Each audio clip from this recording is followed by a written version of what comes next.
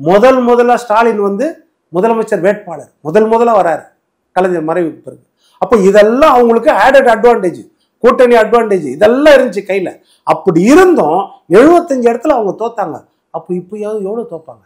அந்த நேரத்தில் எடப்பாடியார்னா யாருக்கும் தெரியாது, உங்களுக்கும் தெரியாது, எனக்கும் பெருசாக தெரியாது. ஏதோ சேலத்தில் அவர் ஒரு எம்எல்ஏ, ஜெயலலிதா அமைச்சரவையில் அமைச்சராக இருக்கிறாரு, இவ்வளோதான் தெரியும்.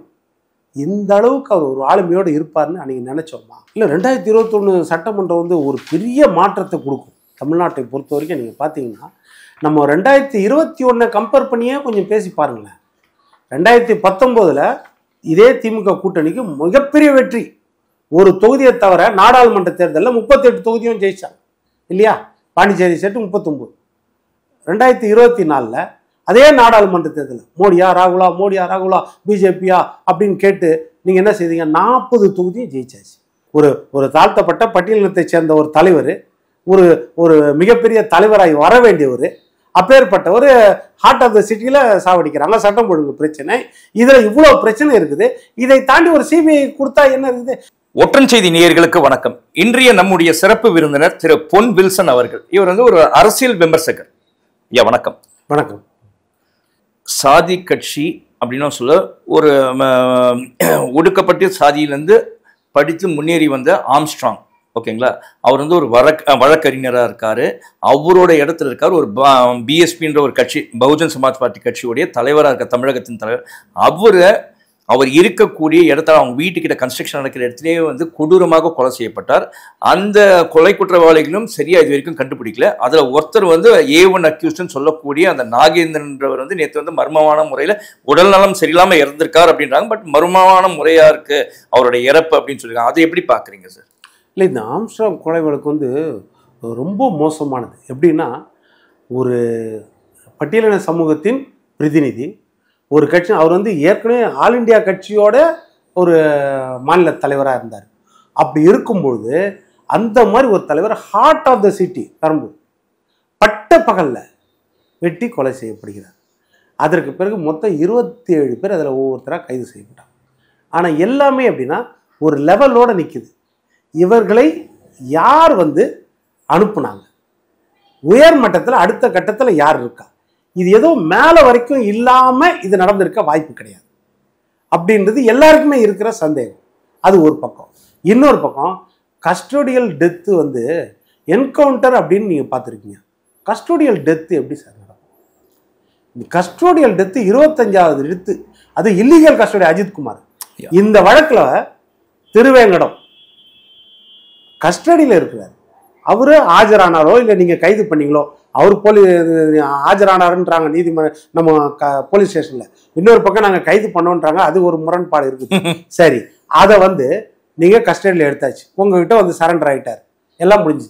நிராயுத பாணி, கையில் ஒன்றும் கிடையாது அவர்கிட்ட, சுற்றி நீங்கள் ஆர்ம்ஸ் வச்சுக்கிற போலீஸ், ரைட்டா? ஒரு நாள் என்ன செய்றீங்க, அவரை கூப்பிட்டு போறீங்க விடிய காலில். எங்கே கூப்பிட்டு போறீங்க? எங்கேயோ ஒரு ஆயுதம் எடுத்து கொடுக்க போறாராம், மறைச்சு வச்சுக்கிறாரு. எங்கேயோ ஒரு இடத்துல எடுத்துன்னு ஒரு தகர கொட்டாயின்றீங்க, அவர் ஆயுதம் எடுத்து கொடுக்க போனாராம். அந்த ஆயுதம் எடுக்கிற இடத்துல துப்பாக்கி வச்சிருந்தாராம். எடுத்து எங்களை சுட பார்த்தாரு, நாங்கள் அவரை சுட்டுட்டோம். இது ஏதாவது நம்புற மாதிரி இருக்கா? நீங்க சொல்லுங்க, சந்தேகம் வருமா? கண்டிப்பா வரும் சார். உங்க கஸ்டடியில இருக்கவர் இப்போ ஒரு கல்பிரேட்டை, ஒரு குற்றவாளிய நீங்க தேடி போறீங்க, அவரு ஆயுதத்தை எடுத்து வச்சுட்டாருன்னா ரைட், இல்ல ஓடுறாரு அவரை சுட்டீங்கன்னா கூட ரைட், நீங்க சொல்லுங்க. உங்க கஸ்டடியில் இருக்கிற ஆள் சார், அவர் கை விலங்கு போட்டிருப்பீங்க, அப்படி இல்லைன்னா அவர் பாதுகாப்பு இருப்பீங்க, அவர் ஒருத்தர் இருப்பாரு, நீங்க சுத்தி 10 பேர் 20 பேர் இருப்பீங்க. அதுவும் இல்லாம ஆம்ஸ்ட்ராங்க கொலை பண்றதுக்கு கூட அருவாள் தான், துப்பாக்கியில். அவரை கொலை பண்றதுக்கு கூட பயன்படுத்தாத ஒரு துப்பாக்கிய மறைச்ச இடத்துல இருந்து உங்களை சுடுறதுக்கு எத்தாரா? இது எப்படி? இது நம்ப முடியாத ஒரு விஷயமா தான் இருக்கு. அப்போ யோசிச்சு பாருங்க. அடுத்தது சீசிங் ராஜா, அவரையும் நீங்க கைது பண்ணி கூப்பிட்டு வரீங்க. உங்க கஸ்டடியில் வரும்போது இதே மாதிரி ஏதோ ஆயுதம் எடுத்து கொடுக்குறாருன்னு சொல்லிட்டு அவரை சுட்டீங்க. அது என்கவுண்டரா இல்லை பிளான் மர்டரானே சொல்ல முடியாத அளவுக்கு காவல்துறை இந்த சந்தேகம், இந்த எல்லையெல்லாம் தாண்டி தான் வந்து, அதனாலதான் சிபிஐக்கு இந்த வழக்கு கொடுக்கப்படுகிறது. அடுத்த கட்ட விசாரணைக்கு ஒருவேளை இப்ப வேற மாநிலத்தை சேர்ந்தவங்க கூட சம்பந்தம் இருக்குமோ, அந்த விசாரணைக்கு கொடுக்கப்படுது. அப்போ அது கொடுத்தா வரவேற்கக்கூடியதுன்னு என்ன தவறு? ஒரு மாநில தலைவர் கொலை செய்யப்பட்டிருக்கார், அப்போ அந்த விஷயம் அன்னைக்கு நீதிமன்றமே சிபிஐ கொடுக்குது, அதுல தவறு கிடையாது. அதுக்கு எதுக்கு உச்ச நீதிமன்றத்துக்கு போயிட்டு வானா சிபிஐ என்கொயரி எதுக்கு சொல்றீங்க?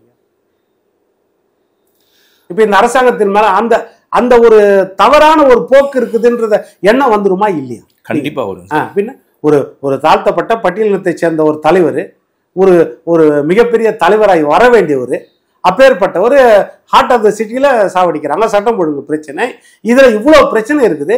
இதை தாண்டி ஒரு சிபிஐ கொடுத்தா என்ன இருக்குது? அதே இல்லீகல் கஸ்டடி அஜித்குமார், சிவகங்கை திருப்புவனம் காவலாளி, அந்த கொலை வழக்கு நீங்களா தானே சிபிஐ கொடுத்தீங்க. அது எப்படி அப்ப சிபிஐ கொடுத்தீங்க? இதுதான் இந்த அரசாங்கத்தை பொறுத்த வரைக்கும் ரொம்ப பெரிய முரண்பாடு. அதே மாதிரி அண்ணா நகர் சிறுமி வழக்குலையும் சிபிஐ கொடுத்தாங்க. 10 வயது சிறுமி பாலியல் வன்கொடுமை வழக்கு, ஆனந்த் வெங்கடேஷன் நினைக்கிறேன் ஐயா தானா எடுத்த அந்த வழக்கை சிபிஐக்கு கொடுத்தாரு. உச்ச நீதிமன்றத்தில் போய் சிபிஐ வேண்டாம்னு சொல்லி எஸ்ஐடி வாங்கி வந்தீங்க. நீங்க அந்த எஸ்ஐடி வாங்கி வந்து வருஷ கணக்காயிடுச்சு. இன்னைக்கு வரைக்கும் அதுல முடிவு என்ன? அதற்கு பிறகு நடந்துதான் அண்ணா பல்கலைக்கழக மாணவி பாலியல் வழக்கு, ஞானசேகரன் வழக்கு. அதுக்கு சொல்லிட்டீங்க 5 மாசத்துல பாருங்க. அதே எஸ்ஐடி தான், அதே பெண் அதிகாரிகள் தான் இதுக்கும். இதுல 5 மாசத்துல நாங்க தீர்ப்பு வாங்கி கொடுத்துட்டோம். நீங்க இதுல யார் அந்த சார்னு இன்னும் தெரியல. தீர்ப்பு வாங்கி கொடுத்துருங்க. அண்ணா நகர் சிறுமி வழக்கு அது இதுக்கு முந்தின வழக்காச்சு, அதுக்கு முந்தின சீனியாரிட்டி ஆச்சு. அந்த வழக்குல என்ன ஆச்சு? கிடப்புல தான் இருக்கு.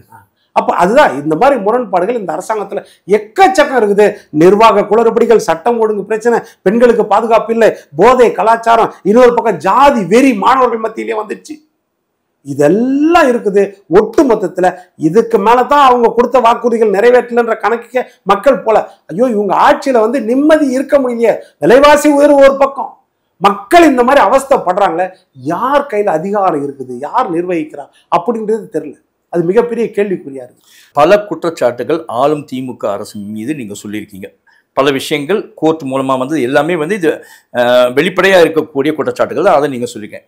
இந்த குற்றச்சாட்டுகள் 2026 தமிழக சட்டமன்ற தேர்தலில் எப்படி எதிரொலிக்கும்? அது திமுகக்கு எந்த அளவில் பாதிக்கப்படக்கூடியதாக இருக்கும்? இல்லை, 2021 சட்டமன்றம் வந்து ஒரு பெரிய மாற்றத்தை கொடுக்கும் தமிழ்நாட்டை பொறுத்த வரைக்கும். நீங்கள் பார்த்தீங்கன்னா நம்ம 2021 கம்பேர் பண்ணியே கொஞ்சம் பேசி பாருங்களேன். 2019 இதே திமுக கூட்டணிக்கு மிகப்பெரிய வெற்றி. ஒரு தொகுதியை தவிர நாடாளுமன்ற தேர்தலில் 38 தொகுதியும் ஜெயிச்சாங்க இல்லையா? பாண்டிச்சேரி சேர்த்து 39. 2024 அதே நாடாளுமன்ற தேர்தலில் மோடியா ராகுலா, மோடியா ராகுலா, பிஜேபியா அப்படின்னு கேட்டு நீங்கள் என்ன செய்தீங்க? 40 தொகுதியும் ஜெயிச்சாச்சு. ஆனால் பெரிய வெற்றி தானே, இதே கூட்டணி தானே. நடுவில் 2021 75 இடத்துல திமுக ஏன் சார் தோத்துச்சு? இந்த கூட்டணி வெறும் 3% ஓட்டுல தான் அதிமுக வெற்றி வாய்ப்பை இழந்தது.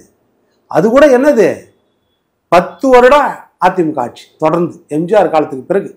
அது இயற்கையா ஒரு ஆன்டி இன்கம்பன்சி இருக்கும், ஒரு எதிர்ப்பு இருக்கும். மிகப்பெரிய ஆளுமை மிக்க ஜெயலலிதா அம்மா மறைவு, தலைமை இரட்டை தலைமை குழப்பம் ஒரு பக்கம் மத்தியில் ஆட்சி கூட்டணி வைக்கலாமா, யார் கூட கூட்டணி வைக்கலாம், அந்த ஒரு பிரச்சனை. இவ்வளவு பிரச்சனைக்கு நடுவுலையும் 75 இடத்துல அதிமுக கூட்டணி, எடப்பாடி தலைமையில் இருக்கிற கூட்டணி ஜெயிச்சுதா இல்லையா? அப்ப அந்த அந்த கம்பேர் பண்ணி பாருங்க. இப்போ அப்போ திமுக மேல எந்த அதிருப்தியும் இல்லை அந்த நேரத்துல. அப்போ வந்து தேர்தல் வாக்குறுதி தான் கதாநாயகன். முதல்ல ஸ்டாலின் வந்து முதலமைச்சர் வேட்பாளர் முதல்ல வராரு கலைஞர் மறைவுக்கு பிறகு. அப்போ இதெல்லாம் அவங்களுக்கு ஆடட் அட்வான்டேஜ், கூட்டணி அட்வான்டேஜ் இதெல்லாம் இருந்துச்சு கையில. அப்படி இருந்தும் 75 இடத்துல அவங்க தோத்தாங்க. அப்போ இப்போ எவ்வளவு தோப்பாங்க? இப்போ 5 ஆன்டி இன்கம்பன்சி இருக்குது, அதிருப்தி எக்கச்சக்கமா இருக்குது, எல்லாம் இருக்குது. இன்னொரு பக்கம் எடப்பாடியார் வளர்ச்சி அடைஞ்சிட்டாரு. அந்த நேரத்தில் எடப்பாடியார்னா யாருக்கும் தெரியாது, உங்களுக்கும் தெரியாது, எனக்கும் பெருசா தெரியாது. ஏதோ சேலத்துல அவர் ஒரு எம்எல்ஏ, ஜெயலலிதா அமைச்சரவையில் அமைச்சரா இருக்கிறாரு, இவ்வளவுதான் தெரியும். இந்த அளவுக்கு அவர் ஒரு ஆளுமையோடு இருப்பார்னு அன்னைக்கு நினைச்சோமா? 2017 அவர் முதலமைச்சர் ஆகும்போது யாருமே நினைக்கல. அப்ப இன்னைக்கு பாத்தீங்கன்னா கிட்டத்தட்ட 175 தொகுதி சார், சட்டமன்ற தொகுதி. நம்ம ஒன்றும் அதிமுக கிடையாது. ஆனா என்ன யோசிக்கிறோம்னா, 71 வயசுல அந்த மனுஷன் பாருங்க, ஒரு நாளைக்கு 3 தொகுதி தொடர்ந்து கிட்டத்தட்ட 3 மாசம் 62 நாள் முடிஞ்சிச்சு நேத்தோடு. எப்படி அந்த பிரச்சாரத்தை பண்றாரு? ஒவ்வொரு இடத்துலையும் 1 மணி நேரம் பேசுறாரு, அந்த தொகுதி பிரச்சனைகளை பற்றி பேசுறாரு. நான் ஆட்சியில் இருக்கும்போது என்னென்ன செய்தேன், திமுக இப்ப ஆட்சியில் இருக்கும்போது உங்களுக்கு என்னென்ன செய்யல, நான் மறுபடியும் ஆட்சிக்கு வந்தா என்னென்ன செய்வேன், ஒவ்வொரு தொகுதியை பற்றியும் புரிஞ்சுட்டு அந்த எளிமையான வார்த்தைகள், அந்த மக்களுக்கு புரிகிற வார்த்தையில பேசுறாரு. ஒரு நாளைக்கு 3 மணி நேரம் 3 தொகுதி உச்ச ஸ்தாதியில பேசணும். தொடர்ந்து 3 மாசம் பேசணும். இது உங்களால முடியுமா, என்னால் முடியுமா? உங்களுடைய கஷ்டம் சாதாரண விஷயம் இல்லை. ஒரு மாநாடு போய் நடத்திடலாம், ஒரு தெருமுனை கூட்டமோ பொதுக்கூட்டமோ நடத்திடலாம். இல்லை தேர்தல் நேரத்தில் அந்த 15 நாள் சூறாவளி சுட்டு போயிடும், எல்லா இடத்துலையும் போய் பேசிட்டு போவாங்க. தான் இவர் தேர்தலும் கிடையாது, ஒன்றும் கிடையாது. தொடர்ந்து 60 நாள் 90 நாள் பேசுறாருன்னா சாதாரண விஷயமா? அப்போ அந்த மக்களோட ரெஸ்பான்ஸும் எப்படி இருக்குது பாருங்க. எதிர்பார்க்கவே இல்லை.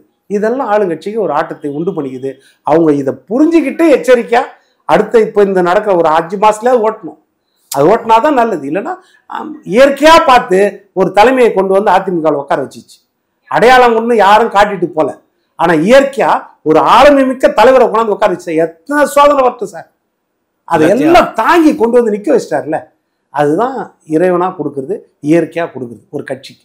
ஜெயலலிதா அம்மா சட்டமன்றத்தில் சொன்னாங்க, இன்னும் 100 ஆண்டுகள் ஆனாலும் நானே போயிட்டாலும் இந்த கட்சி மக்கள் சேவைக்காக நிலைத்து நிற்கும்னாங்க. வந்து உட்காந்துட்டார்ல ஒரு தலைவர், பார்த்தீங்கல்ல. அவ்வளோதான். அது அது ஓட்டா மாறுறதுக்கோ வாக்கா மாறுறதுக்கோ மக்கள் நம்பிக்கையை பெருக்கிறதுக்கோ 2026 அது காலம் பதில் சொல்லும். சார், இதுவரை உங்களுடைய நேரத்தை ஒதுக்கி எங்களுடைய கேள்விகளுக்கு பொறுமையாக பதிலளித்தமைக்கு மிக்க நன்றி சார். நன்றி நேயர்களே. இந்த நேர்காணலை பாருங்கள், பிடிச்சிருந்தால் லைக் பண்ணுங்கள், அதே மாதிரி இந்த வீடியோவும் ஷேர் பண்ணுங்கள், எங்கள் சேனலையும் சப்ஸ்கிரைப் பண்ணுங்கள். அதே சமயத்தில் உங்களுக்கு ஏதாவது கேள்விகள் இருந்தால் அல்லது ஏதாவது நீங்கள் சொல்லணும் அப்படின்னு நினச்சிங்கன்னா கீழே இருக்கக்கூடிய அந்த கமெண்ட் செக்ஷனில் போயிட்டு நாகரிகமான ஒரு கமெண்ட்டை போடுங்க அப்படின்னு ஒரு வேண்டுகோளை வச்சுட்டு உங்களிடமிருந்து விடைபெறுவது உங்களுடைய ஒற்றந்துரை. நன்றி, வணக்கம்.